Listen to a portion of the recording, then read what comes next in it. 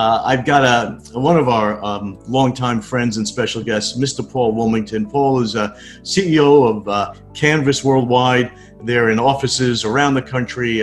It's an interesting model that you've built and successfully built, Paul. You've got the entrepreneurial attention of a startup, but certainly the experience and depth and skills of a big holding company. You've had a lot of major positions. You've helped found some significant agencies and had leadership roles at Naked, Media Kitchen, Y&R, from where I think we first met many years ago. And you've most recently, actually, congratulations, Canvas has been awarded the Breakthrough Agency of the Year, I think was the term, by Adweek magazine. So congratulations on your success, and congratulations on being really one of the more thoughtful, articulate leaders in the advertising industry. You've got a very curious mind, and you've got an intelligent, almost an intellectual way about you. And I think it's so needed, especially today, to have this kind of thoughtful leadership, as you know, we are challenged in lots of ways. So I appreciate your leadership in the ad community and appreciate you doing this. So why don't we kind of jump right in first, Paul, to tell me and our audience a little bit about Canvas. What's your USP and how do you all operate? Wonderful intro. Thank you, Barry. It's great to be here. Great friendship we've had over the years as well. So it's a delight. Canvas. It's a simple, stupid kind of thought we had. How could we create a challenger at scale that has everything that, the traditional holding company media cos have, but as you put it so elegantly, but have the entrepreneurial spirit, have the nimbleness, have that attitude that comes from the notion of independence. And it's a kind of independence of spirit, not just an independence of kind of ownership, and that also helps if you're not reporting to Wall Street every quarter and being brutalized by what's going on at the moment. But I think that's the simple solution. We didn't want to be just a boutique. And I've run what could be termed kind of boutique-y businesses, and we've been very, very impactful. But I think to be a full-service agency, we're 400 plus people now. We've obviously got 6 offices. We've got some amazing clients. But underpinning it, I think, is also an attitude. So that's kind of a structural thing. We've got obviously the tools, technologies. We've lent into everything that you could care to name. But we were able to start we were able to start not re-engineering the past. We started with the future in mind. So I guess we didn't necessarily have to re-engineer legacy out of our business. We were able to kind of take that as the start line. The start line was 4.5 years ago. But the underpinning of it is an attitude of mind. And I think it's this notion of living outside your comfort zone. So we have a little phrase and a saying. We launched it 4 and a bit years ago, which said, welcome to Canvas, make yourself uncomfortable.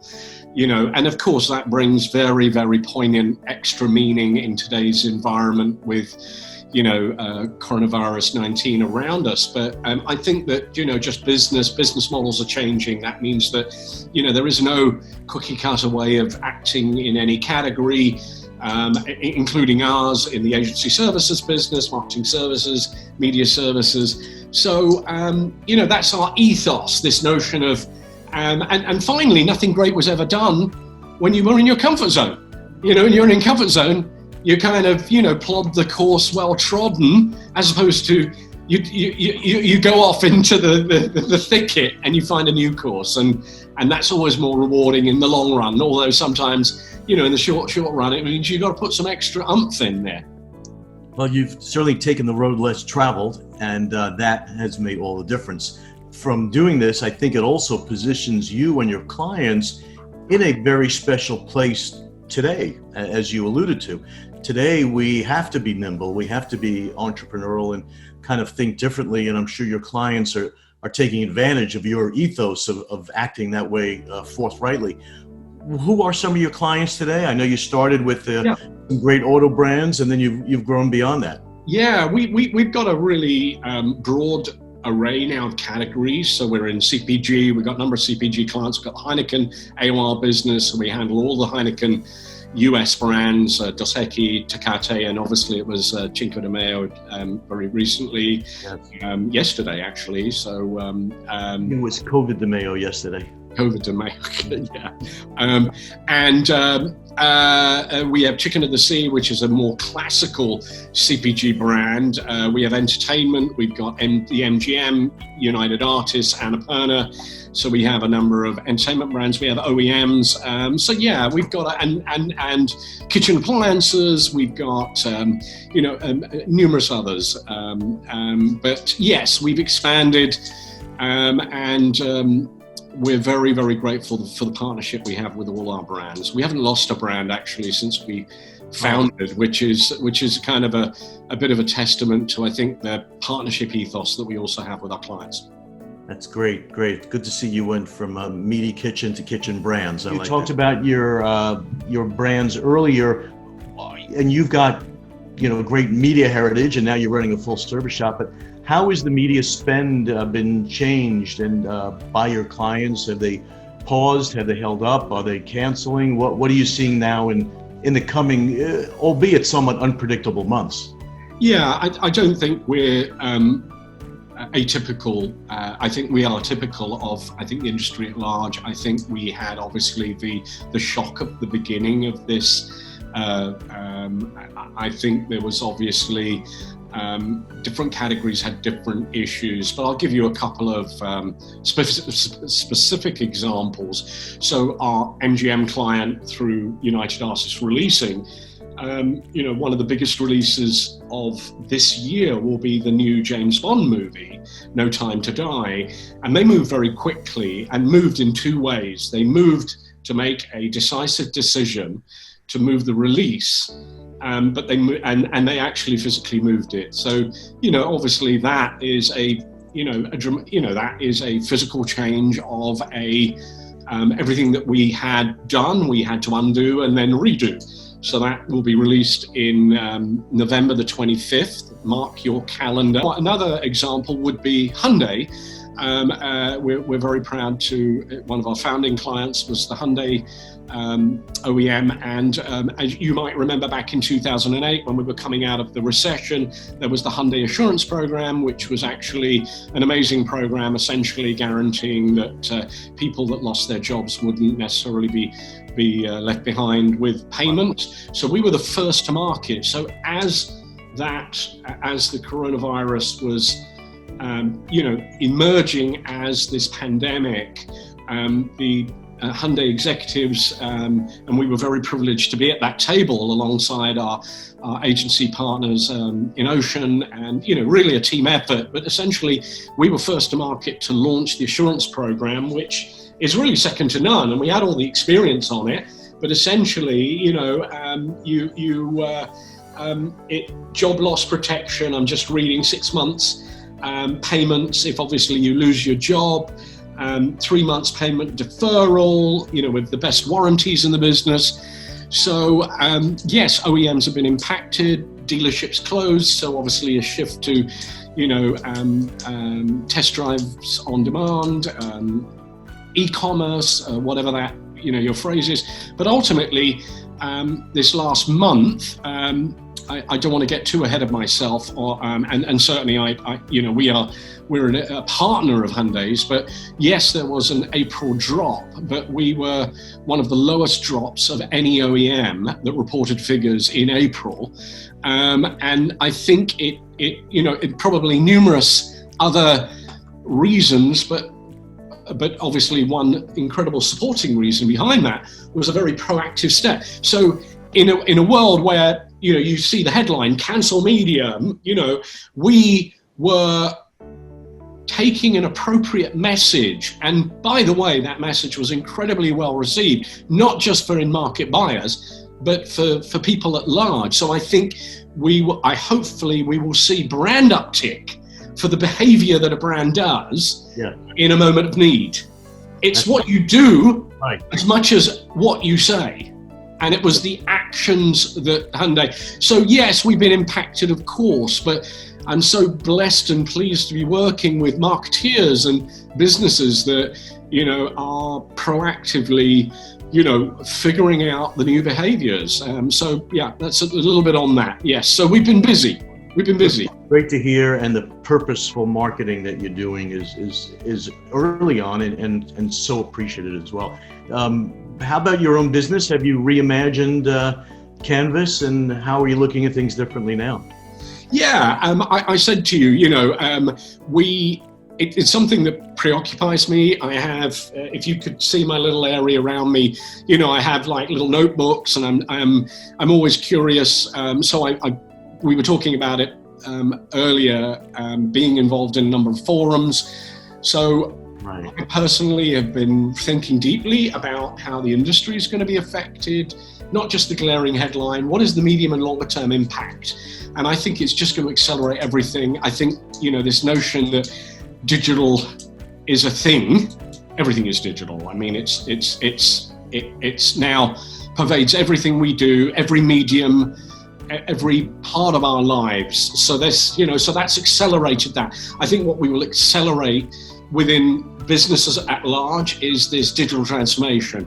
It's not a nice to have. It's not, let's just get Boston Consulting Group to come in and talk about our digital transformation. I mean, it's really fundamental, and how that impacts, and then other things. So I'll give you some specifics. I've been thinking a lot about, obviously, this notion of productivity. So obviously, yeah, there are theories, and I'm really going to be very interested from my own workforce. Some people are loving work from home and some are not. So I think you've got this polarization. I think the human need for connection is always there. So that will never go away. We will re-enter the workforce. We will be together again. But obviously how we adapt and adopt these new techniques are going to be fascinating. I just see that notion of jumping on an airplane for a one-off meeting being, something that's expensive, not ecologically sound, and we've been able to do this so naturally. So scaling work from home, I think that's going to be an interesting phenomenon. I think many workforces, even when they re-enter, will still offer people who are anxious or who might have, others that actually might be high risk. You may say, look, continue to work from home. We're going to have to adapt to new techniques. The other thing that we were doing a lot of at Canvas, we really invested in an IT infrastructure.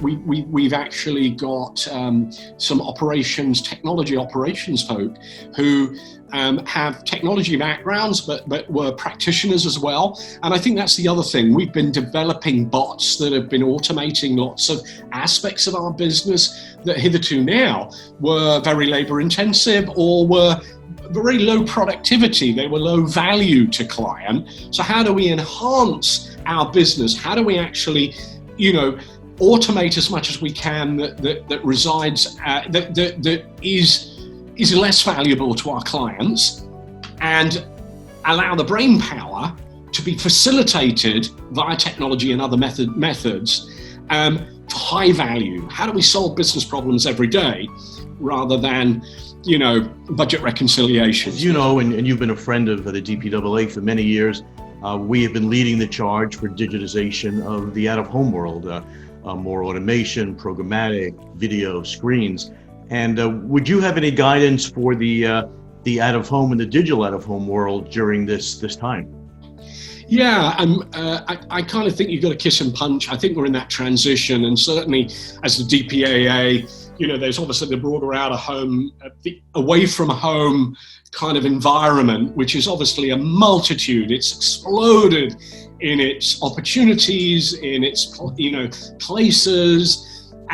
But what also has been really fascinating, and you and I have talked about this, is the role of technology, and obviously relevant technologies that enhance people's lives, that also integrate commercial messaging, which I think is the lovely symbiosis. So firstly, congrats to you and all your members, because I think you're on the leading edge, not the bleeding edge. You're on the leading edge of, the technology advancement at scale, and obviously Particularly with your industry, with a lot of your industry, not all of it, but it's quite CapEx intensive as well. It's not just, a bunch of Silicon Valley guys and girls thinking they can launch something that's just going to become a platform. Back to, commercializing that. Yeah, I think kissing and punching also means that you've got to be able to, actually a better phrase might be juggle and sing. Kiss and punch kind of suggests a little bit of antagonism. Juggle and sing. So let's say the singing is obviously the old relationship, the kind of, the high touch part of our business. That aspect, it will not go away. How do you adapt to high touch in a non-touch world, and certainly probably less touching for, a long time to come. I meant that metaphorically, but I realized that it obviously is physical as well. But how do you enhance those relationships? How do you build those relationships? I know you're thinking of, this is a good example of it. If we can't physically be in a panel with, 100, 200 people, how do you get that message out there? How do you connect with clients? I think clients actually, by the way, are more than willing. I think that they like that constant contact, when it's relevant. Make it relevant, make it customized. We always say at Canvas, it's bespoke. Everything's bespoke. I know that's a very kind of English tailoring message, but be bespoke. And then the juggling part, the singing and the juggling. The juggling is the automation. So fundamentally, absolutely, you guys have to lean into programmatic. You've got to lean into new ways you can create a marketplace that can be scaled, that can be always on, so that when you're in bed, it's making money. And with the, and you're going to be on the leading edge of your industry and even the broader away from home industry's ability to look at targeting. And I'll just give you one poignant example. We've been very active pitching. We did a pitch yesterday morning for an amazing brand, keeping, I'm not going to jinx it. 2/3 of the way through presentation, we've got our identification, audience and data capability, and we were showing it off. We were obviously very specifically talking about various audience segmentation, and then we did a heat map of a particular geography, which was illustrative. And we talked about digital out of home, how we would activate against very specific audience, which again, historically, you may have said, oh, well, that, I don't know how to do that. But there we were, heat mapping where exactly these people lived, what their behaviors were, what the retail locations were within those environments, and saying this was a perfect illustration of how we could test, learn and scale in a digital out-of-home environment. So there you go. Within hot off the press, there it was as a vignette in a pitch. So wish us luck. And talking about what you do and how you do it, Paul, evidently there's challenges, and you've got a nice environment, but at the same time, what's inspiring you in your work at home place, in addition to your family? I mean, how do you get on and you get up every day? You've got some good teams. What's Paul Woolmington's inspiration? And inspiring me has been obviously our health workers, people in the front lines. I mean, just kind of putting yourself in their place, and the devotion and the sacrifice and the doctors who retired coming back, those vignettes, and those are those heartwarming stories, people going above and beyond the call of duty. So we are incredibly humbled as a business when you look at the broader context. But I'm also, as an industry, I have to say, I am inspired by the PSAs, the work that we've all been doing, the work that our brands have been doing. I gave you the example of what Hyundai was doing. Kia, another client of mine, is distributing, they've been manufacturing face masks, distributing them across California as we speak. So not only they manufactured them, sometimes you think, well, they're going to manufacture these, when are we ever going to hear about them? The press release went out this week. They're distributing them now. Great. And that's fantastic, you know, for that second phase where we really do need to protect each other. So the work that we can do, the business world, never before, we've been trying to facilitate, you know, things like send a video to a frontline worker of thank you. There are all these incredible digitally capable platforms that allow you to do that. So you don't have to, well, I feel helpless, I'm sitting in my home. No, you can do a snail mail. You can write a message and send it, and an elderly person who might be isolated, have not been able to see their relatives, and I come back to that word kindness. I'm inspired. So as much as there's doom and gloom and we all get dark moments, I've had sleepless nights, you know, just for all sorts of, you know, rational and irrational reasons. The kindness is something that I come back to, that uplifts the spirit, and I think you know, completely can dissipate those dark clouds. If you think of the positivity, the positive energy and the positive actions that people are doing everywhere. So yeah, I mean, that was you know, quite long, but you know, that's what's making me tick at the moment. I'm very thankful for that kindness. That's great. 3 takeaways here, and we kind of do the Barry takeaway. So from Paul Woolmington, I would say, number 1, invest for the future. And you've been doing that your whole career, and certainly very successfully. That is working today at Canvas. Number 2, which has been your motto here, make yourself uncomfortable. And make yourself uncomfortable is critical for today because everybody's uncomfortable. You've kind of developed those kind of muscle memories of being uncomfortable. So that will certainly, you know, put you well in the future and the present in the current space that we're going through. So invest for the future, number 1. 2, make yourself uncomfortable. And what I'm hearing, Paul, and what I encourage everybody watching this to do is be kind.